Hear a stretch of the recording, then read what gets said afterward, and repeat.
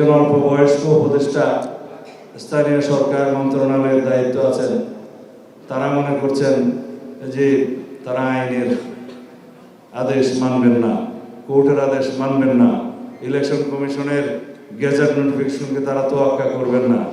এই সরকারকে সহযোগিতা করার জন্য আমরা প্রতিশ্রুতিবদ্ধ, কিন্তু তার মানে এই না যে আমরা দাসখত দিয়েছি আপনাকে যা করবেন তাই সমর্থন করার জন্য।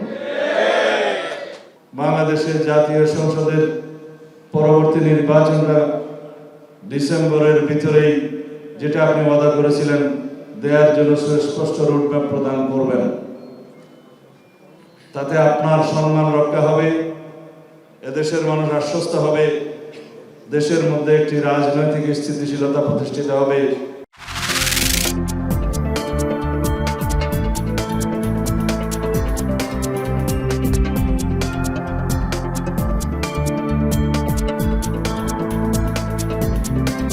বিগত 6 দিন হয়ে গেল, এখন পর্যন্ত সাম্য হত্যাকারীদের, প্রকৃত হত্যাকারীদের দৃশ্যমান কোনো বিচারের ব্যবস্থা করা হয়নি, এমনকি তাদের শনাক্ত করা হয়নি। এজন্য আমরা খুবই উদ্বিগ্ন। আমরা একই সাথে সাম্য হত্যাকাণ্ডের পরবর্তী সময়ে যারা সাম্যের হত্যাকাণ্ডকে ভিন্ন খাতে প্রবাহিত করার জন্য বিভিন্ন ন্যারেটিভ দাঁড় করিয়েছে, তাদেরও আইনের আওতায় আনার জন্য দাবি জানাচ্ছি।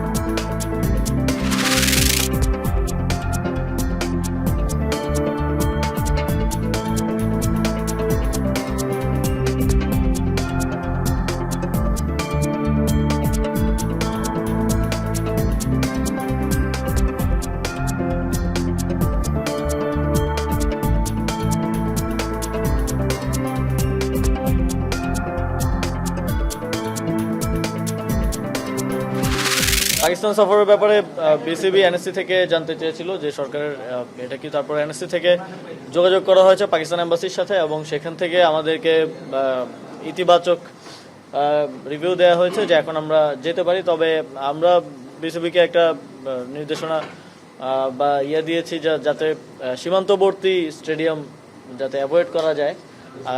সেক্ষেত্রে বিসিবি এখন পাকিস্তান ক্রিকেট বোর্ডের সাথে কথা বলে যতটা নিরাপদ ভাবে এই সফর শেষ করা যায়।